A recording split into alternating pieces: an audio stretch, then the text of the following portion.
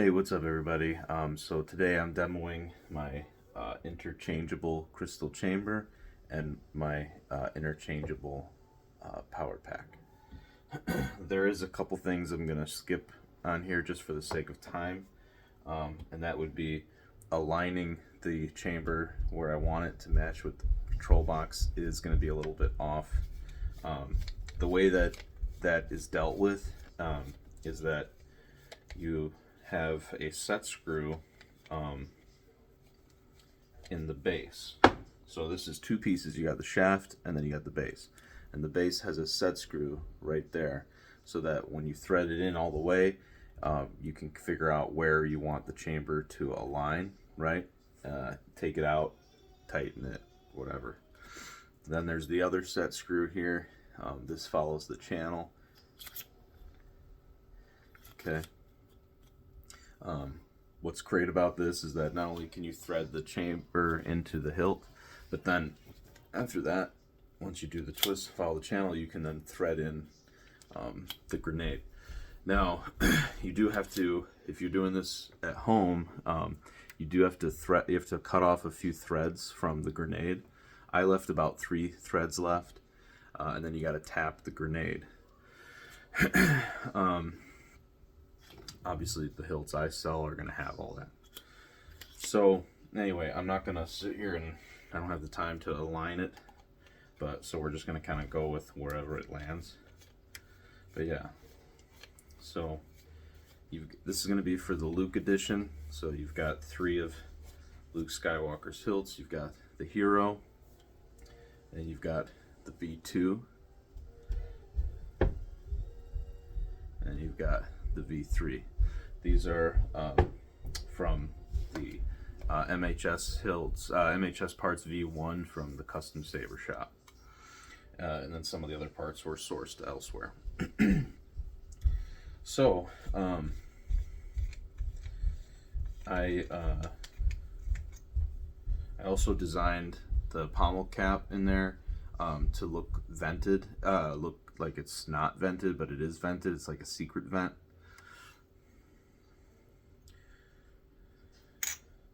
So, in case you're wondering why there's a gritty finish on here, I was planning to weather this.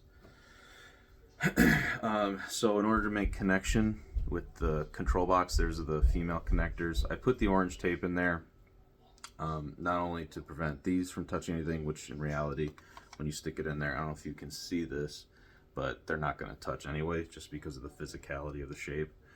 But I also put that tape in there because it actually makes it a tighter fit too, which is nice. More tape, tighter. Less tape, looser fit. So all you really got to do is line it straight up with the control box. Pop the kill switch, and then she's ready to go. And then once you do that, you thread on the pommel, and then you have control from the switches here. By the way, TCSS came out with a new PCB for button activation in here. Really nice, really nice. They are making another version of it. Pads were a little close together on this one, but they're coming out with one where they're a little more spaced out, which is nice too. It also has a recharge port in there, but I'm not using it because obviously you can take the chassis out, swap out the battery that way. Now you're not going to see here. I'll get the lights lowered.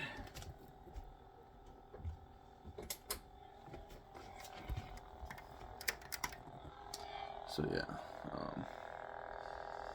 double-sided reveal. There's 2 brass tubes for the wires to pass through, and then, like I said, you just twist it, and then it will stay open, which is awesome. And then you can then just thread it in,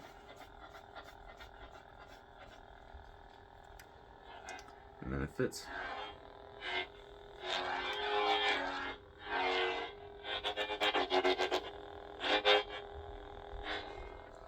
Sorry if I'm going too fast.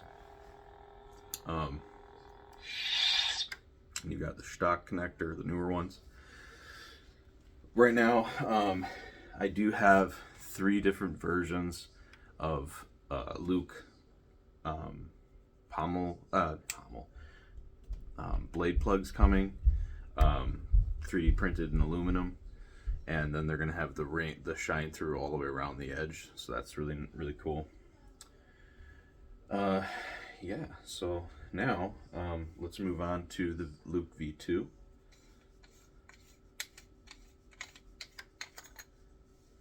I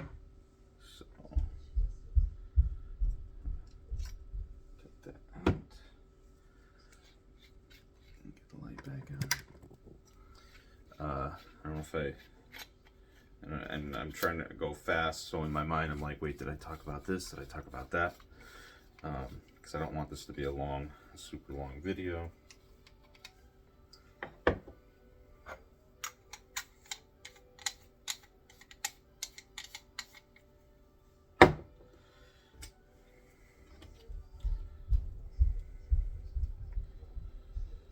So, as I've mentioned a few times, there you go, there's the top, stock PCB.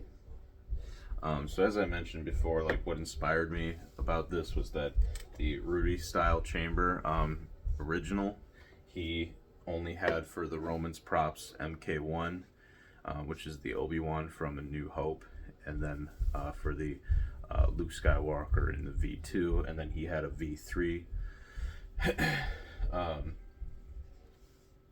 So I wanted it in a hero, and that's kind of what set me on this journey to trying to figure out how to get his chamber to fit in the mom hilt, the 7 chambers one, and then obviously from TCSS. And I actually bought one from him for like, it was 160 or whatever, and I ended up butchering it, trying to make it fit in these, in the mom first before these. Yeah, I destroyed it, so it was a lot of money. But anyway, moving on to the Luke V2.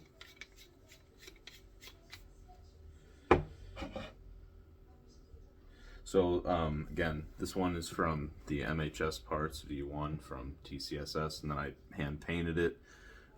You could probably do stencil on here for more accuracy, but I didn't do that. You've got the knob, the cone knob, and then you've got the mystery chunk, the lever, clamp card, sloth furnace, secret vented pommel cap, and yeah.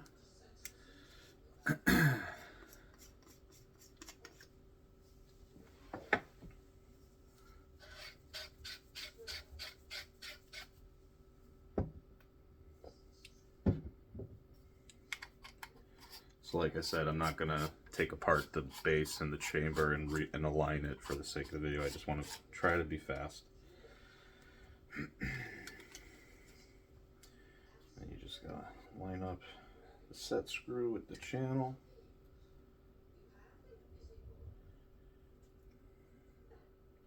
And then depending on, how loose you want it to be, how tight you want it to be, you can kind of test it a little bit, so a little tighter.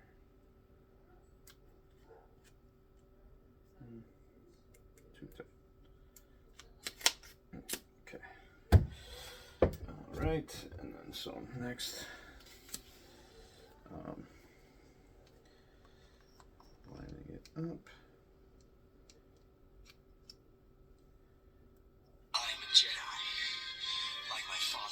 Now, because this one doesn't have the little blinkies, just to make sure it's fully in there and touching, I'm going to activate it. Alright, yeah, perfect.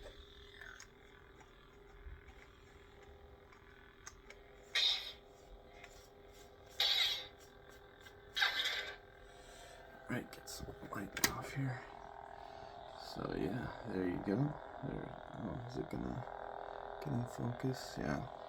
So, there's your V2 for the Luke. Oh, I activated color change.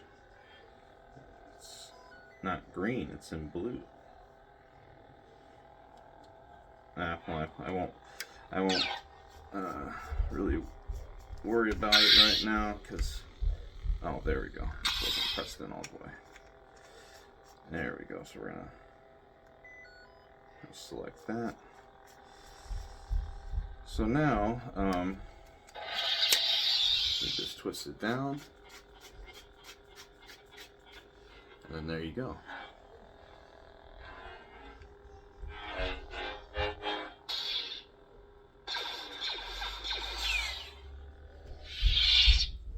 Okay. And then last but not least, the Luke V3. And it was kind of funny because at first I didn't even know there was such a V3. Like, I had no idea. And then when I saw that there was, I was like, oh my god, I gotta have it. The only thing I didn't like, but I get the thought behind it, was that the model that I knew of was from Rudy, and it did not have a 1-inch emitter option, just 7/8. And I'm not a fan of 7/8 blades. I like the 1-inch. To me, with the shine of the hilt, it looks more screen accurate to me. But again, you know, I get that there's people out there, paint chips, who like the 7/8 inch, which I can't say you know, don't blame you. Just a different look, really. Oh, I gotta take this out and put it in the V3. I'm moving too fast.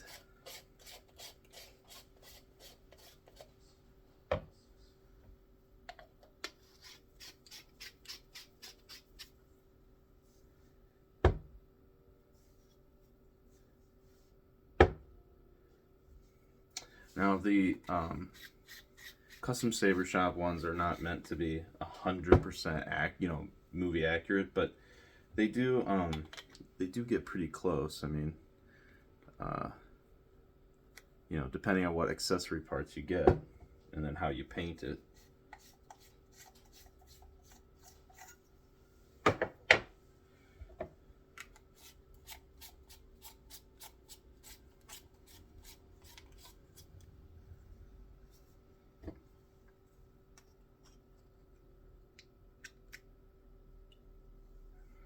Let's see, I got it in there all the way. I'm a Jedi. Yep. So that's on all the way.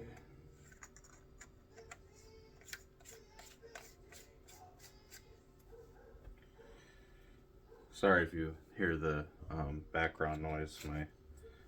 My wife is watching Dalmatians, 101 Dalmatians with my kids. I don't think they know I'm filming a video, or trying to. Alright. So yeah, then that's the Luke V3.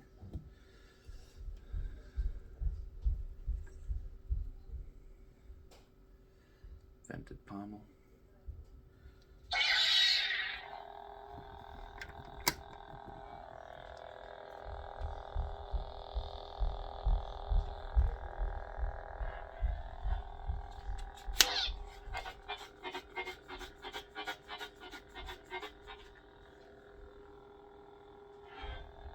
So, man, I gotta tell you, the hilts from TCSS have come such a long way, It's crazy. It's crazy. I absolutely love them. So, this is demo part 1, the Luke edition. The part 2 will be Obi-Wan. I'll give you a little sneak peek here on that. So that same, the same chassis and that same crystal chamber will also operate all three of, at least Obi-Wan's, three of his hilts. You've got the episode 3.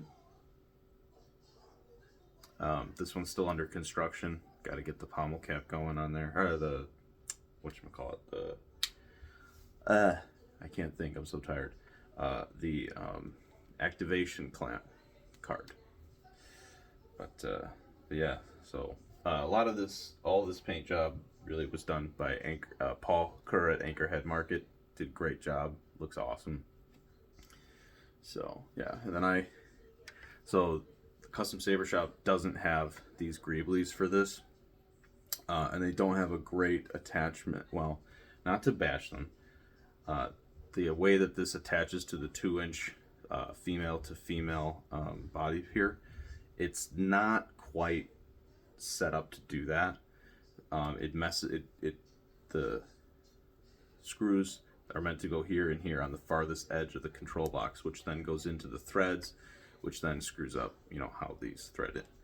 So I had to kind of create a new piece in there that holds down the box to the body from the middle, and then also has a wire channel in the middle. It's still a work in progress. So that's the Obi episode 3, and then now you have the 3.5, which is the Kenobi show version. And again, doing these all with the special secret vented pommel. Got the cover tech on there. Yeah, so cool. Absolutely love it. Oh, and sloth. Is this sloth furnace, or is this? I think this is sloth furnace. Yeah.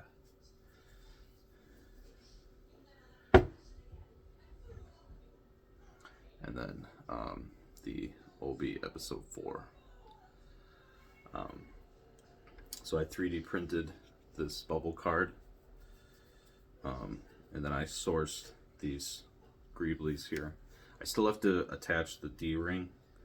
I have to do the D-ring on the V2, and then I think on the V3 for Luke as well. I gotta change those out. But yeah, I mean, look at that. Even it's got the vented. It is vented all the way through, wind vane. So yeah. So that's a sneak peek of the part 2 will be Obi-Wan. Now I'm finding out that TCSS also has a Graflex option. So once I launch this set, I will be working on, later down the road, working on getting that Graflex to be a part of this.